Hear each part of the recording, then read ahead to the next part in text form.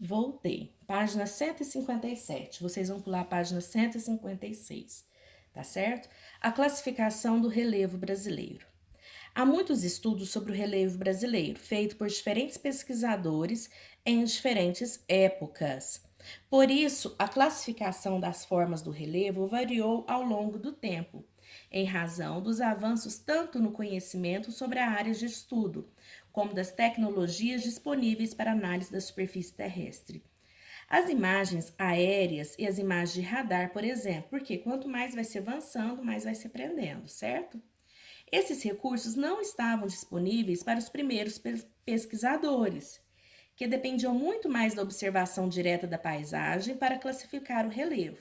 Imagine a dificuldade que enfrentaram para percorrer o Brasil em uma época em que não havia muitas estradas. Então você vê, né? Havia possibilidade, margem para erro? Sim, gente. Então por isso que diz que foi mudando, né? A classificação, os estudos. Nós vamos lá para o exercício número 1, eu vou orientá-los e vocês irão fazer para depois nós realizarmos a correção. Observe este mapa do relevo brasileiro pelo geógrafo Haroldo de Azevedo na década de 1940. O que eu preciso ver toda vez que tem um mapa? A legenda, certo? A legenda vai falar o tipo de relevo que é, tá certo? Aqui tem planaltos e planícies, então vocês vão observar o tipo de relevo e vão responder. Esse relevo é de onde? Do nosso Brasil, mas é um mapa lá da década de 1940, ok? Segundo este mapa, que forma de relevo predomina no Brasil? Que forma que havia mais? Aqui nós temos planalto, planalto, planície, planície. Qual que tinha mais? Planalto ou planície? Você vai observar e vai responder aqui, certo? No estado em que você mora, que forma de relevo que predomina? Baseado neste mapa, ok? Não agora, na atualidade, baseado neste mapa. Observando o mapa elaborado pelo Haroldo, é possível perceber que o relevo brasileiro foi classificado em planaltos e planícies. Não havia outro tipo de classificação. Cada formação foi definida por uma região e por uma origem. É isso que foi trabalhado aqui nesse mapa, tá bom? Vamos virar a página. Neste outro mapa, esse aqui é elaborado pelo Jurandir, não é lá da escola não, mas é elaborado por Jurandir. No final da década, esse aqui é de 1980. A classificação já é diferente, já vem já 3 classificações, ó. Planaltos, depressões e planícies. É isso que eu quero que vocês observem, tá? O IBGE, nessa época, ele já adotou esse mapa. Agora você vai observar, baseado nesta legenda. Esquece o outro mapa, agora é esse mapa aqui. Cite o nome das 3 unidades do relevo presentes no território brasileiro. Bom, você já tem a resposta aqui. Tanã, Tanã, tá fácil. Quais unidades de relevo ocorrem no estado em que você mora? Gente, qual que é a unidade de relevo? Qual que é o estado que nós moramos? Nós não moramos no estado de São Paulo? Observe aqui. Onde é o estado de São Paulo? O estado de São Paulo nosso não é esse daqui? Aqui no estado de São Paulo, nós temos o laranja e o amarelo. Então, você vai vir aqui e olhar o que? O laranja e o amarelo. Então, nós temos o que? Planaltos e depressões. Apareceu planícies? Não. Então, é isso que está perguntando. Ok?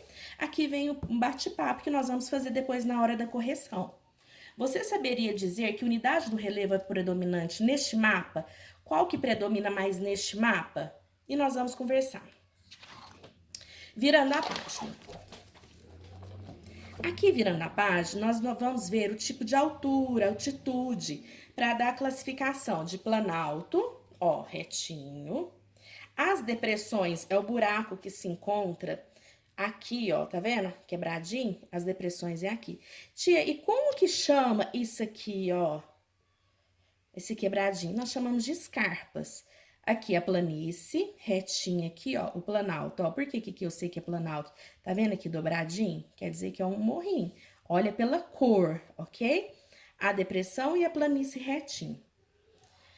Tia, mas como que você sabe? Nós também vamos olhar aqui pela altura, pela altitude. Os estudos mais recentes sobre o relevo brasileiro classificam em 3 grandes unidades: planaltos, depressões e planícies.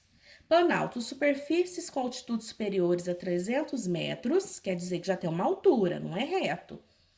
Em formas irregulares, ó, não tá reto, irregular, irregulares. E em processo de desgaste, quer dizer de erosão. Depressões, superfícies geralmente inclinadas, com altitudes entre 100 e 500 metros, porém mais baixas e mais planas que os planaltos vizinhos. Predominam nelas processos erosivos com desgastes formas de relevo, certo? Planícies mais planas, com altitudes inferiores a 100 metros, e estão em construção, recebendo mais sedimentos do que perdendo. Passam por processo de sedimentação. Então, observa bem. Para reforçar essa ilustração, tem apenas o objetivo de explicar as unidades do relevo. Na realidade, gente, é impossível apresentar todas elas, portanto, nem sempre se encontra uma mesma paisagem as três unidades, planalto, planície e depressão. Por quê? Vamos ver aqui do lado, ó. Pode acontecer também de ter montanha, certo? Vamos ver. Altitude e altura são conceitos diferentes. Olha o que é altitude e o que é altura. Presta atenção. Altitude e altura são conceitos diferentes. Por quê? Olha o desenho aqui que eu vou mostrar para você. Tem relação a ver com ao nível do mar. Então, atenção. Altitude, olha aqui, altitude é esse primeiro aqui, escuta só. É a medida entre o nível do mar e determinado ponto da superfície da Terra. Já a altura é a medida de qualquer objeto, peso ou animal, considerando-se a distância desde a sua base ou até seu topo. Por exemplo, vai lá no médico, o médico vira e fala assim, deixa eu ver quanto que tá a sua altura. Sua altura tá 1,50 m. Aí vem aqui, deixa eu ver quanto que tá a altura desse, vamos pôr assim, desse pedal de um guarda-roupa, certo? A altura. Agora, se eu falar assim, deixa eu ver a altitude. Nossa, quanto que é a altitude da sua cidade? É a minha cidade em relação ao nível do mar.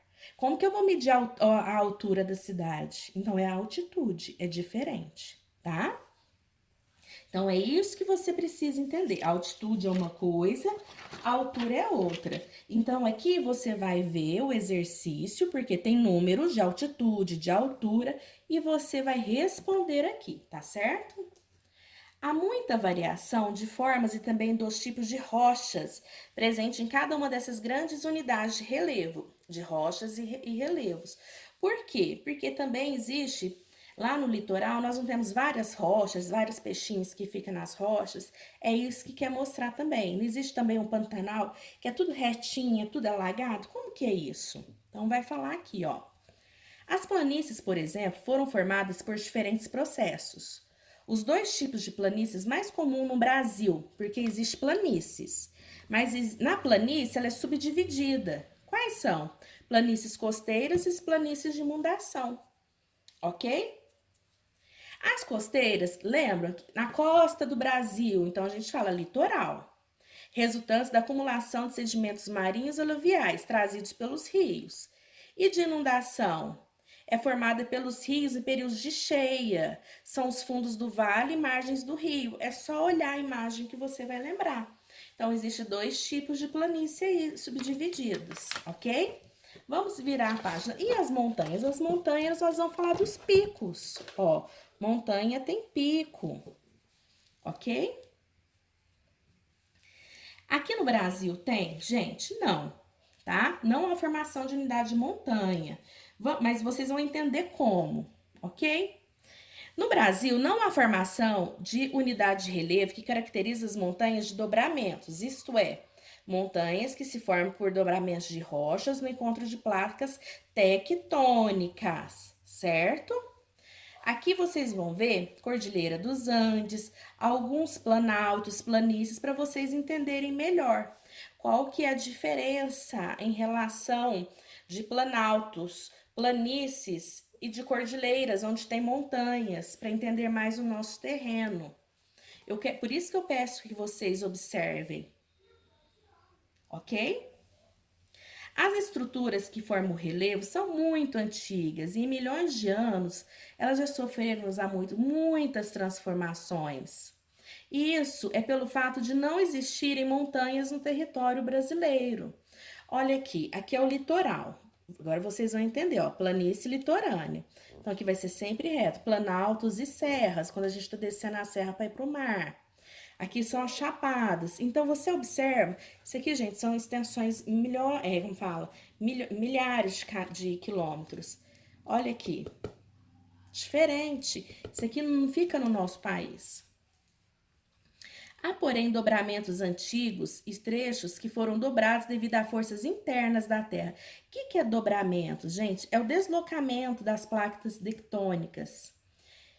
Aí fala assim, ó, há, porém, dobramentos antigos, trechos da superfície terrestre que foram dobramentos devido às forças internas da Terra, que ocasionaram formas de terrenos acidentados no Brasil, mas com altitudes bem inferiores àquelas das grandes montanhas de dobramentos atuais. Então, assim, é alto? É, mas não é uma montanha, ok? Formas de relevo brasileiro e a ação humana. Aqui vai falar o que acontece com o relevo, da erosão que pode a erosão que o homem pode transformar o relevo, sim. Por quê? Interferindo, certo? Através da sua ação, ele pode estar transformando aí o relevo. Vamos ver como. Como não existe no Brasil relevos de grande altitude, como as altas montanhas, quase na totalidade do território nacional, é passível de ocupação humana. O que acontece? O homem consegue ocupar. Por isso, quando vocês falam assim, ai tia, tem montanha nessa imagem, eu falo, não, gente, é morro, não é montanha. Por isso que as pessoas ocupam, né? Vai lá pro Morro da Rocinha, vai pro morro não sei da onde, porque é fácil de ocupação. Montanha já não é. Entretanto, existem áreas que a ocupação para moradia, prática da agricultura ou construção de estradas, por exemplo, devem ser evitada. Por quê? Porque pode ocasionar risco à vida e haver o desmoronamento, ok? Por causa da necessidade de preservação de ambiental, que não pode haver destruição, vamos falar assim, da natureza que está ali, muito sensíveis e importantes para a manutenção do meio ambiente e da qualidade de vida. Porque se eu tirar alguma árvore que está aqui, pode também acontecer o quê? O desmoronamento. Por isso acontece tanto acidente. E acontece por quê? Porque as pessoas não têm conhecimento, por falta de estudo, certo? Entretanto, por desconhecimento, por falta de tecnologia, de fiscalização, por problema social, gente, é tudo, até falta de conhecimento, tá? Que é falta de estudo também. Ou por interesses econômicos, algumas áreas foram ocupadas no passado, havendo ainda risco de novas ocupações. Por quê? Por causa da falta de dinheiro, falta de condição econômica, as pessoas não têm para onde ir, vão para os lugares mais afastados e passam a ocupar onde não tem pessoas, que são esses lugares. Que áreas são essas? Considerando o relevo, é preciso ter muito cuidado com os tipos de feições, encostas e sopés de morros e margens de rios e córregos. Por quê? Porque pode acontecer o alagamento, certo? Principalmente porque tira das margens as árvores e acontece o alagamento. Lembra que a tia Págia falou sobre isso? Olhem aqui as imagens e olhem as legendas. Ó, encostas são as beiradinhas, né? E sopés de morro em suas vertentes mais íngremes estão sujeitos a escorramentos que provocam desmoronamentos e soterramentos, é o que a tia Paty explicou. As planícies, áreas mais baixas, estão, por suas vezes, sujeitas a inundações, ó, a tia Paty até mostrou aqui. E chuvas. A própria formação dessa área muitas vezes é consequência da inundação natural dos rios. Outras áreas que devem ser manejadas com muito cuidado são as partes mais altas do Planalto, pois, como você irá estudar no próximo capítulo, muitas dessas funcionam como caixas de água, abrigando muitas nascentes de rio, certo? Que essa é a preservação, tem que preservar esses locais. Há muitos bons exemplos de manejo adequado desse tipo de relevo, como denominada agricultura de montanha, que não utiliza intensa mecanização, planta-se observando as curvas de nível do relevo, preservando assim a vegetação natural e nascentes e margens do rio. Muitas vezes planta-se no meio da mata, chamada agrofloresta. O que é isso? A floresta está aqui. Você planta, gente, por exemplo, a árvore, a florestinha aqui, a árvore é um pouquinho mais alta, você planta abaixo. A tipo de plantação não vai atrapalhar a que já tem, e aqui já está aqui ainda pode servir de apoio para que você está plantando, certo? Há muitos gêneros agrícolas que atingem uma boa qualidade. Quanto mais cultivados, altitudes maiores, como acontece com o café plantado nas serras de Minas Gerais, do Espírito Santo e do Rio de Janeiro. Lembra que a tia Paty falou da questão do café? Vários países plantam café, mas tudo depende do terreno e da altura, por isso que a questão do sabor do café é o que acontece aqui, que está falando da altitude. No passado, durante a colonização do Brasil, as escarpas da Serra do Mar, lembra que a tia Paty mostrou para vocês o que é escarpa? Deixa eu voltar aqui. Aqui, ó.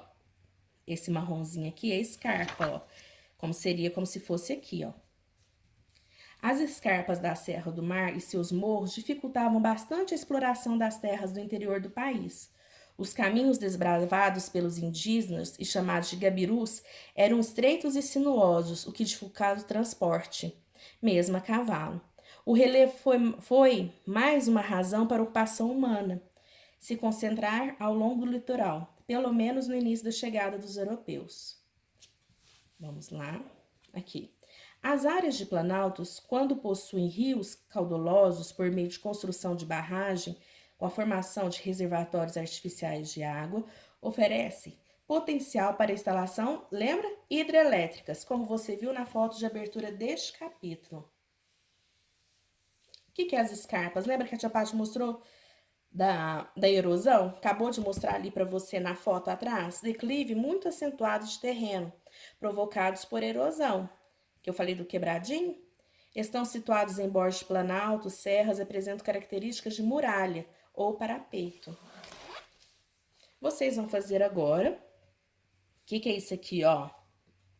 Olha esse desenho. A escarpa. Acabou de mostrar.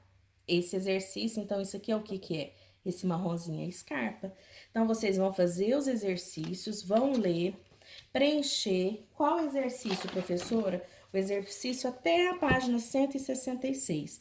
E depois nós iremos fazer a correção, ok?